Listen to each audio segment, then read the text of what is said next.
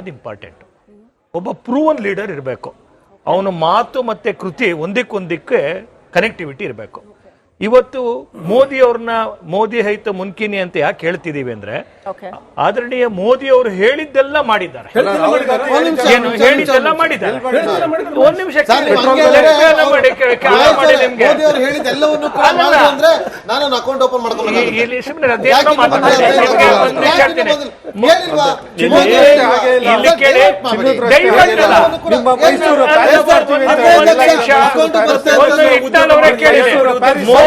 ಇಲ್ಲಿ ಕೇಳಿ ಸರ್, ನೋಡಿ ಮೋದಿ ಹೇಳಿದ್ರೆ ಅದಕ್ಕೆ ಒಂದು ತೂಕ ಇದೆ. ಅದನ್ನ ಆ ಭರವಸೆಯನ್ನ ನೆರವೇರಿಸ್ತಾರೆ ಅಂತಕ್ಕಂಥ ವಿಶ್ವಾಸ ಈ ದೇಶದ ಜನ. ಈ ಕಾರಣಕ್ಕೆ ಮೋದಿ ಅವರು ಏನಾದ್ರು ಒಂದು ಘೋಷಣೆ ಮಾಡಿದ್ರೆ, ಇವತ್ತು 1 ಕೋಟಿ ಉದ್ಯೋಗವನ್ನ ಅಂತ ಹೇಳಿದ್ರು, 10,000 ರೂಪಾಯಿ ಎಲ್ಲ ಮಹಿಳೆಯರ ಈ ಸಂಘಗಳಿಗೆ ಹಾಕುವಂತದ್ದು. ಇಲ್ಲಿ ಕೇಳಿ ಅಂದ್ರೆ ಇದ್ರ ಅರ್ಥ ಏನಂತಂದ್ರೆ, ತಮ್ಮ ಕಾಲದ ಒಳಗಡೆ ತಾವು ಹೇಳಿದಂತೆಲ್ಲ ಎಕ್ಸಿಕ್ಯೂಟ್ ಮಾಡುವಂತ ಕೆಲಸ ಮಾಡಿದ್ರು. ಮೋದಿಜಿಯವರು 2014 ಬಂದಾಗ ಪ್ರೈಮ್ ಮಿನಿಸ್ಟರ್ ಆಫೀಸ್ನಲ್ಲಿ ಕಳೆದ 50-70 ವರ್ಷಗಳಿಂದ ಯಾವ್ಯಾವ್ದೆಲ್ಲ ಈ ಗುದ್ದಲಿ ಪೂಜೆ ಮಾಡಿದ್ರಲ್ಲ, ಆ ಗುದ್ದಲಿ ಪೂಜೆ ಮಾಡಿರೋದನ್ನ ಯಾಕೆ ಇದ್ದೆ ಅಂತ ತೆಗೆದ್ರು. 1 ನಿಮಿಷ ರೀ ಸರ್, ಮಧ್ಯ 754 ಈ ತರ ನೆಹರು ಕಾಲದಿಂದ ಹಿಡಿದು ದೇವೇಗೌಡರ ಕಾಲದಿಂದ ಹಿಡಿದು ಪ್ರತಿಯೊಂದು ಗುದ್ದಲಿ ಪೂಜೆ ಮಾಡಿರೋದು ನೆನಗುದಿಗೆ ಬಿದ್ದುಬಿಟ್ಟಿತ್ತು. ಇದಕ್ಕೋಸ್ಕರ ಸ್ಪೆಷಲ್ ಟಾಸ್ಕ್ ಆಗಿ ಮಾಡಿ ಮೋದಿಜಿಯವರು ಪ್ರೈಮ್ ಮಿನಿಸ್ಟರ್ ಆಫೀಸ್ನಲ್ಲಿ ಇದನ್ನೆಲ್ಲ ನೆರವೇರಿಸ್ತಾ ಬಂದ್ರು. ಪ್ರತಿಯೊಂದನ್ನು ಕೂಡ ಯಾವ ಕಾಲದಲ್ಲಿ ಮಾಡದಂತದ್ದು, 30 ವರ್ಷ 35 ವರ್ಷದಿಂದ ಮಾಡದಂತದ್ದು.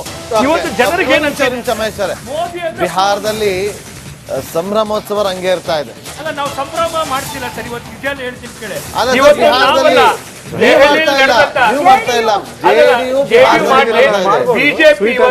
ಬಿಜೆಪಿ ಇವತ್ತು ದೆಹಲಿಯಲ್ಲಿ ನಡೆದಿರ್ತಕ್ಕಂಥ ಏನು ಈ ಒಂದು ನಾವು ನೋಡಿ ಹೇಳ್ತೀವಿ ಕೇಳಿ, ಈ ದುಃಖದ ಗಳಿಗೆ ಒಳಗಡೆ ನಮ್ಗೆ ಪ್ರತಿಕಾರದ ಮನಸ್ಸಿನ ಒಳಗಡೆ ಇದ್ದೀವಿ. ಈ ದೇಶದಲ್ಲಿ ಭಯೋತ್ಪಾದನೆ ಮುಕ್ತ ಹೋಗಬೇಕು. ಕೇಂದ್ರ ಗೃಹ ಸಚಿವರು ವೈಫಲ್ಯ ಅಲ್ವಾ ಅದು? ಯಾವ್ದು ದೆಹಲಿಯಲ್ಲಿ ಆದ ಘಟನೆ? ಅವರು ವೈಫಲ್ಯ ಆಗಿದ್ರೆ ಇದನ್ನ ನಿಮ್ಗೇನು ನಾವು ಮಾತಾಡ್ತಾ ಇದ್ದೀವಿ.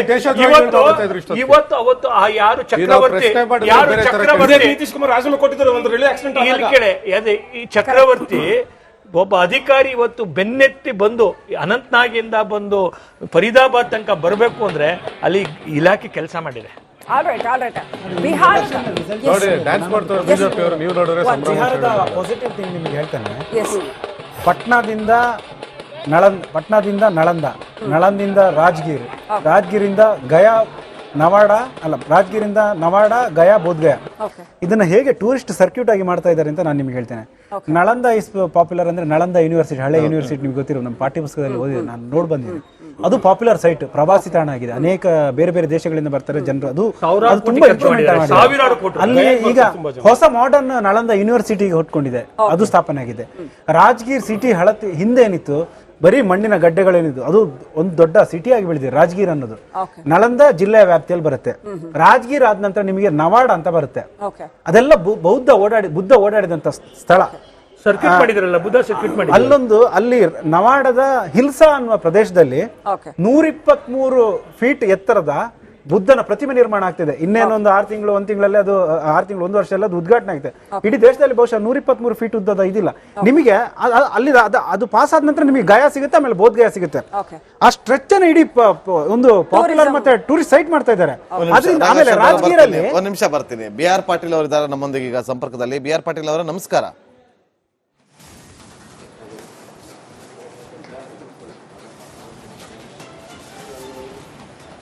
ಓಕೆ, ಮತ್ತೆ ಸಂಪರ್ಕ ಮಾಡ್ತೀವಿ. ರಾಘವ್ ಶರ್ಮಾ ಅವರೇ ಹೇಳ್ತಾ ಇದ್ರಿ, ಈಗ ನೋಡಿ, ಈಗ ಇವರು ಬಿಜೆಪಿ ಅವರು ಹೇಳ್ತಾ ಇದ್ರು, ಒಂದು ಮೋದಿ ವೇವ್ ಇಂದ ಈ ಒಂದು ನಮ್ಗೆ 88 ಕ್ಷೇತ್ರಗಳಲ್ಲಿ ಮುನ್ನಡೆಯನ್ನ ಸಾಧಿಸೋದಕ್ಕೆ ಸಾಧ್ಯ ಆಗ್ತಾ ಇದೆ ಅಂತ ಹೇಳಿ. ನೀವು ಬಿಹಾರದಲ್ಲಿ ಅಲ್ಲಿನ ಜನರ ಪಲ್ಸ್ ಅನ್ನು ತಿಳ್ಕೊಂಡು ಬಂದಂತವ್ರು, ಇಲ್ಲಿ ಮೋದಿ ವೇವ್ ವರ್ಕೌಟ್ ಆಗಿರೋದಾ ಅಥವಾ ನಿತೀಶ್ ಕುಮಾರ್ ಅವರ ವೇವ್ ವರ್ಕೌಟ್ ಆಗಿರೋದಾ? ಬಿಜೆಪಿಗೆ ಪ್ಲಸ್ ಆಗಿರೋದು ಮೋದಿ ಅವರಿಂದನಾ ನಿತೀಶ್ ಕುಮಾರ್ ಅವರಿಂದನಾ? ಉತ್ತರ. ಒಂದು ನಿಮಿಷ ಮೋದಿ ಬೇರೆ ನಿತೀಶ್ ಬೇರೆ ಒಂದ್ ನಿಮಿಷ, ನನ್ ಪ್ರಶ್ನೆಗೆ ಉತ್ತರ ಕೊಡ್ಲಿ. ರಾಘವ್ ಶರ್ಮಾ ಅವರು ಬಿಹಾರದಲ್ಲಿ ನೋಡ್ಕೊಂಡ್ ಬಂದವ್ರೆ. ಉತ್ತರ ಕೊಡ್ಲಿ. ಒಂದ್ ನಿಮಿಷ ಉತ್ತರ ಕೊಡ್ಲಿ. ಉತ್ತರ ಕೊಡೋರ್ಗು ಬಿಡಿ.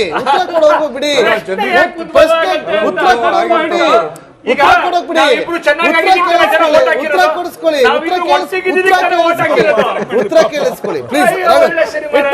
ಬಿಆರ್ ಪಾಟೀಲ್ ರೆಡಿ ಇದ್ದಾರೆ. ಕಾಂಗ್ರೆಸ್ ಮುಖಂಡ ಬಿಆರ್ ಪಾಟೀಲ್ ಅವರು ಸಂಪರ್ಕದಲ್ಲಿದ್ದಾರೆ. ನಮಸ್ಕಾರ ಬಿಆರ್ ಪಾಟೀಲ್ ಅವರೇ, ಧ್ವನಿ ಕೇಳಿಸ್ತಾ ಇದೆಯಾ?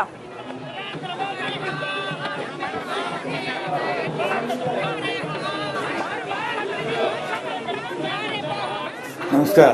ಬಿಆರ್ ಪಾಟೀಲ್ ಅವರೇ, ಕಳೆದ ಬಾರಿಗಿಂತಲೂ 4 ಸ್ಥಾನಗಳನ್ನ ಕಡಿಮೆ ಕಳ್ಕೊಳ್ತಾ ಇದೆ ಕಾಂಗ್ರೆಸ್.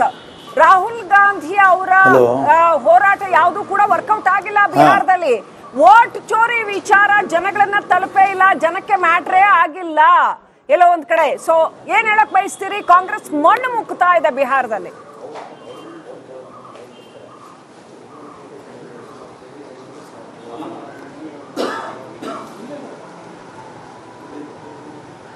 ಈಗ ವೋಟ್ ಚೋರಿ ವಿವಿಧ ಹಂತದಲ್ಲಿ ವಿವಿಧ ರೀತಿಯಲ್ಲಿ ನಡೀತಾ ಇದೆ.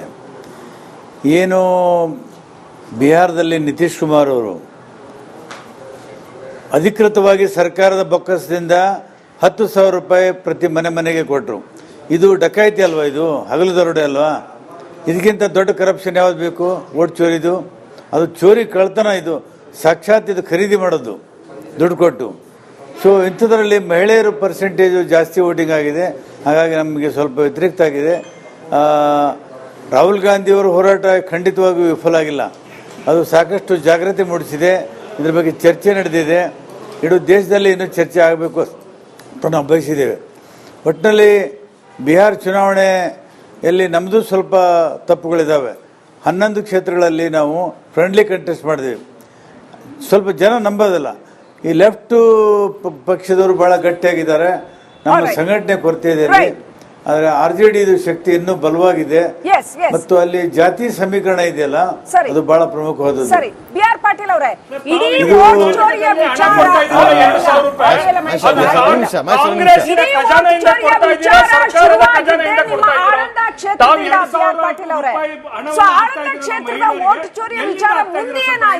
ಕೇಳ್ಸಲ್ಲ ಯಾರು ಅದನ್ನ ಅದೇನು ಮುಂದೆ ಏನೂ ಆಗಿಲ್ಲ ಅಂತ ಏನ್ ಹೇಳ್ತೀರಿ?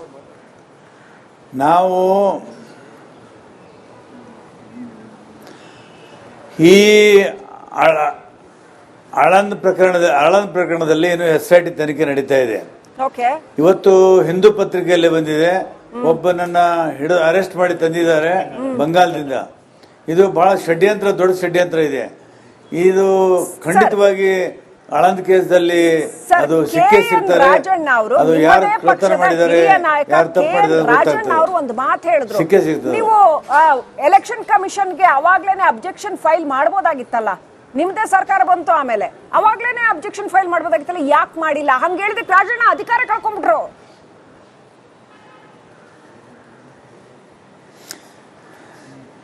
ನೋಡಿ, ಆಳಂದ ಕ್ಷೇತ್ರದಲ್ಲಿ ಏನು ನಡೆದಿದೆ ಅನ್ನೋದನ್ನು ಯಾರಿಗೂ ಗೊತ್ತಿಲ್ಲ. ನಾನು ಈ ಥರ ಅಪವಾದಗಳು ಕೇಳಿಬಂದ ಮೇಲೆ, ಆರೋಪಗಳು ಕೇಳಿಬಂದ ಮೇಲೆ ಎಲ್ಲ ನಮ್ಮ ಕಾರ್ಯಕರ್ತರನ್ನ ಎಚ್ಚರಗೊಳಿಸಿ ಅವಾಗ ನೋಡಿದಾಗ ನನಗೆ ಅನಿಸ್ತು ಇದು ವೋಟ್ ಚೋರಿ ನಡೆದಿದೆ ಅಂತೇಳಿ. ಆವಾಗ ನಾನು ಒಂದು ಅರ್ಜಿ ಕೊಡ್ತೀನಿ. ಅರ್ಜಿ ಕೊಟ್ಟ ಮೇಲೆ ಚುನಾವಣಾಧಿಕಾರಿ, ಅದು ಚುನಾವಣೆ ಆಯೋಗದ ಕೈ ಕೆಳಗೆ ಕೆಲಸ ಮಾಡುವಂಥ ಆಳಂದ ಚುನಾವಣಾಧಿಕಾರಿ ಅದನ್ನು ಪರಿಶೀಲಿಸಿ ನೋಡಿದಾಗ ಇದರಲ್ಲಿ ಫೋರ್ಜರಿ ನಡೆದಿದೆ ಅಂತ ಮನವರಿಕೆ ಆದಮೇಲೆ ಆಳಂದನ ವಿಧಾನಸಭಾ ಕ್ಷೇತ್ರದ ಚುನಾವಣೆ ಅಧಿಕಾರಿ ಕಂಪ್ಲೇಂಟ್ ಕೊಡ್ತಾರೆ. ಅದು FIR ಆಗ್ತದೆ. ನನ್ನ ಕಂಪ್ಲೇಂಟು ಇಲ್ಲ, FIR ಆಗಿಲ್ಲ. ಆಳಂದ ಚುನಾವಣೆ ಅಧಿಕಾರಿ ಕಂಪ್ಲೇಂಟ್ ಕೊಟ್ಟ ಮೇಲೆ FIR ಆಗ್ತದೆ. ಹಾಗಾಗಿ ನನ್ನ ಕೇಸಲ್ಲಿ ಭಾಳ ಮಟೀರಿಯಲ್ ಇದೆ. ಖಂಡಿತವಾಗಿ ಇದರಲ್ಲಿ ಸಿಗ್ತಾರೆ. ಈಗಾಗಲೇ SIT ಸಕ್ರಿಯವಾಗಿ ತನಿಖೆ ನಡೆಸ್ತಾ ಇದೆ. ಈ ತರ ಮಹದೇವಪುರದಲ್ಲಿ ಕೂಡ ನಡೆದದ್ದು ನಮ್ಮ ಕಣ್ಣಿನ ಉದಾಹರಣೆ ಇದೆ. ಮತ್ತು ರಾಹುಲ್ ಗಾಂಧಿ ಹೇಳಿದಾಗೆ ಬಿಆರ್ ಪಾಟೀಲ್ ಅವರೇ, ದಯವಿಟ್ಟು ಹಾಗೆ ಸಂಪರ್ಕದಲ್ಲಿ ಇನ್ನಷ್ಟು ಪ್ರಮುಖ ಪ್ರಶ್ನೆಗಳಿದ್ದಾವೆ. ಒಂದು ಚಿಕ್ಕ ಬ್ರೇಕ್ನ ನಂತರ ಒಂದು ಪ್ರಶ್ನೆ ಇದೆ.